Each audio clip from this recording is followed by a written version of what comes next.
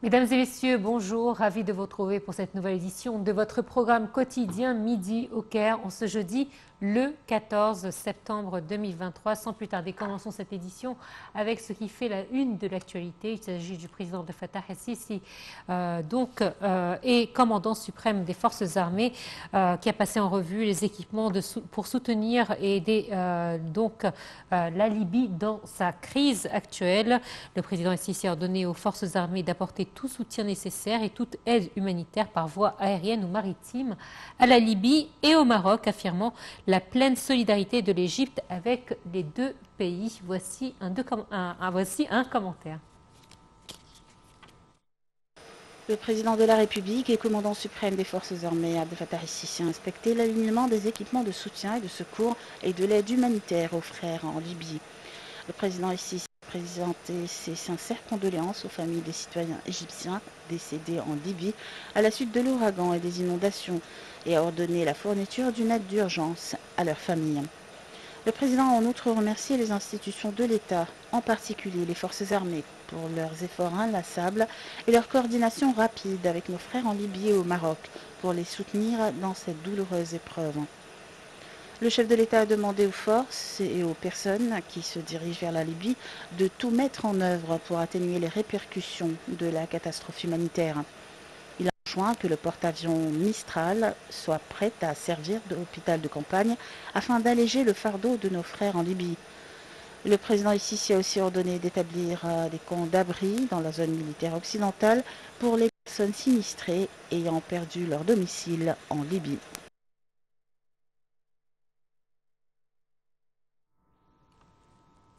Et justement, une délégation militaire égyptienne sous la conduite du chef d'état-major des forces armées, le lieutenant-général Oussama Askol, est arrivé en Libye pour fournir toutes sortes de soutien logistique et de secours humanitaires urgents en coopération avec les institutions libyennes concernées. Cette visite s'inscrit dans le cadre des instructions du président de la République, Abdel Fattah el-Sisi, et partant de la solidarité de l'Égypte envers le peuple libyen dans toutes les crises. Un pont aérien sera organisé comprenant trois avions militaires ayant à bord des équipements médicaux et de la nourriture et 25 équipes de secours et un autre avion pour l'évacuation des martyrs et des blessés.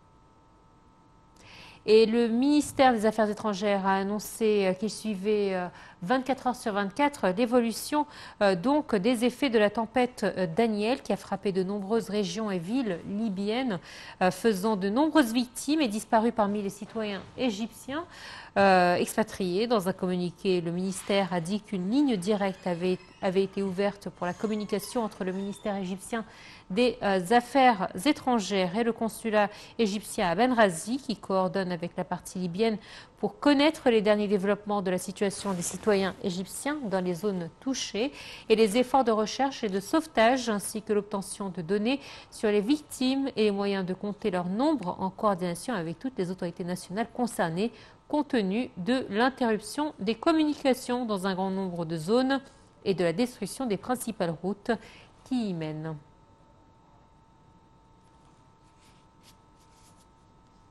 Le président Abdel Fattah el-Sisi a ordonné la poursuite des efforts visant à développer les entreprises du secteur public, notamment l'investissement dans l'énergie humaine à partir de la qualification, de la formation et du perfectionnement des capacités professionnelles et techniques. L'objectif est de renforcer la contribution de ce secteur au processus de développement global. Voici un commentaire.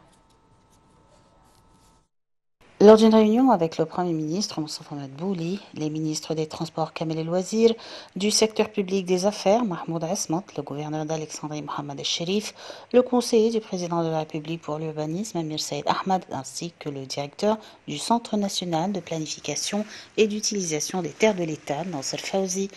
Le président Abdel Fattah el-Sisi a ordonné la poursuite des efforts visant à développer les entreprises du secteur public, notamment l'investissement dans l'énergie humaine à partir de la qualification, de la formation et du perfectionnement des capacités professionnelles et techniques, dans le but de renforcer la contribution de ce secteur au processus de développement global.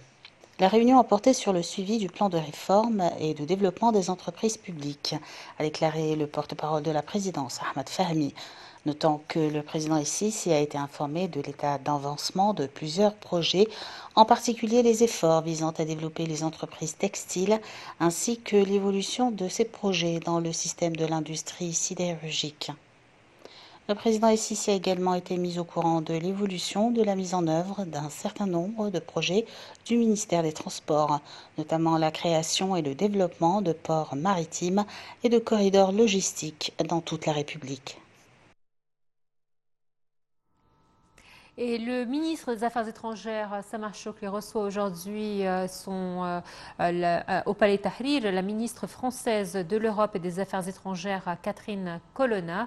Alors, les deux ministres tiendront une séance pour parler sur les moyens de renforcer les relations égypto-françaises dans divers domaines et sur les dossiers régionaux et internationaux d'intérêt commun. Au terme des pourparlers, une conférence de presse sera tenue, et d'ailleurs nous allons la retransmettre à tout moment donc sur Night TV International.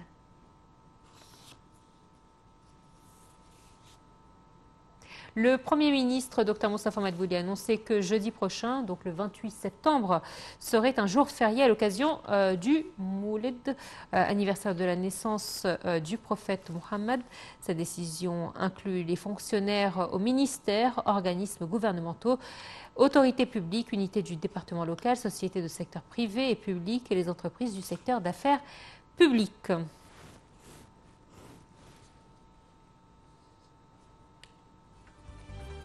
Et enfin, un point sur l'économie, avec les réserves internationales en devises qui ont connu en Égypte une hausse légère de 50 millions de dollars pour atteindre 34,93 milliards de dollars en août contre 34,88 milliards pendant le mois de juillet. Selon le rapport de la Banque centrale d'Égypte, les réserves ont poursuivi la tendance à la hausse depuis le mois de janvier, qui a enregistré 34,2 milliards de dollars.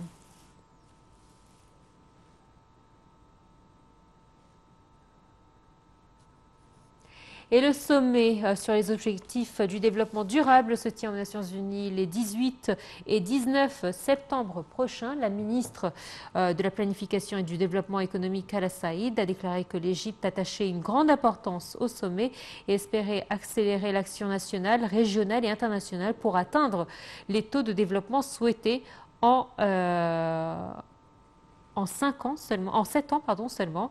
Madame Saïd a fait ces déclarations au cours d'un discours prononcé lors d'une séance de concertation nationale sur les engagements de l'Égypte envers les objectifs du développement durable 2030. La ministre a confirmé que l'Égypte était également impatiente d'apporter sa contribution à l'ordre du jour du sommet qui arrive à mi-parcours de l'adoption de l'agenda 2030 pour le développement durable lancé en 2015 avec ses 17 objectifs.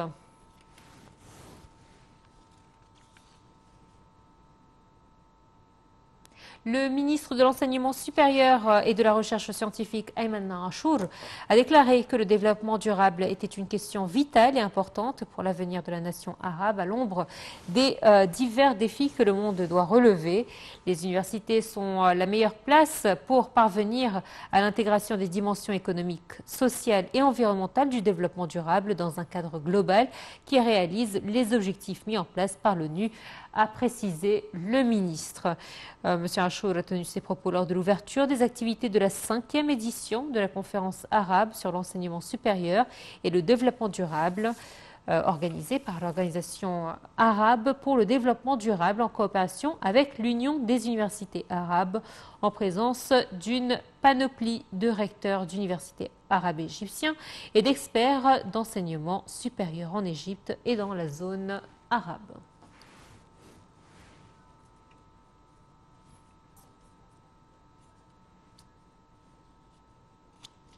Le ministre des Finances et gouverneur de la Banque asiatique d'investissement dans les infrastructures, Mohamed Maït, a affirmé que l'État égyptien mettait à disposition toutes ses capacités pour faire réussir la 8e réunion annuelle de la Banque asiatique d'investissement dans les infrastructures qu'accueillera la ville de Sharm el-Sheikh les 25 et 26 septembre. Cette déclaration a été faite lors de la réunion dans la nouvelle capitale administrative du Haut Comité chargé de la préparation des réunions annuelles de la Banque asiatique d'investissement dans les infrastructures.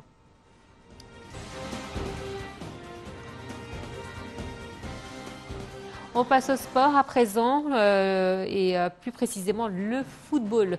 Le casting est intégralement connu donc en ce qui concerne les pays qualifiés pour la Coupe d'Afrique des Nations 2024 qui se déroulera en Côte d'Ivoire avec la fin des éliminatoires. C'est marqué par la facile victoire du Cameroun face au Burundi, 3-0. Les 24 billets pour le tournoi ont été distribués. La compétition doit se tenir du 13 janvier au 11 février 2024, initialement programmée en juin et juillet 2023. Cette CAN a été reportée pour se tenir début 2024 afin d'éviter que les matchs aient lieu en pleine saison des pluies. Les 24 équipes qualifiées pour la CAN 2024 sont, outre la Côte d'Ivoire, donc pays organisateur, l'Égypte, l'Algérie, la Tunisie, le Sénégal, le Burkina Faso, la Guinée équatoriale, le Maroc, l'Afrique du Sud, la Zambie, le Nigeria, la Guinée-Bissau, le Cap-Vert, le Mali, la Guinée, la Gambie, la République démocratique du Congo, la Mauritanie, le Mozambique, la Tanzanie, le Ghana, l'Angola, le Cameroun et enfin la Namibie.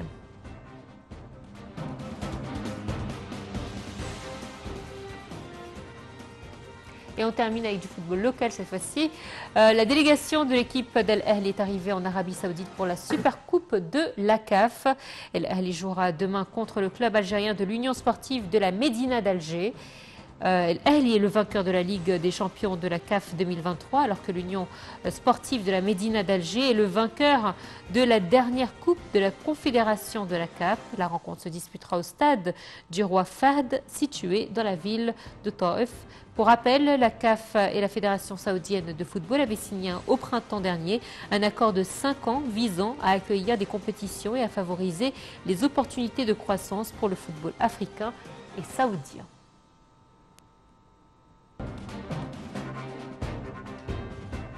Et c'est sur cette nouvelle qu'on se quitte. Merci de votre fidélité. Excellente suite de programmes sur Night TV International. À très bientôt. Au revoir.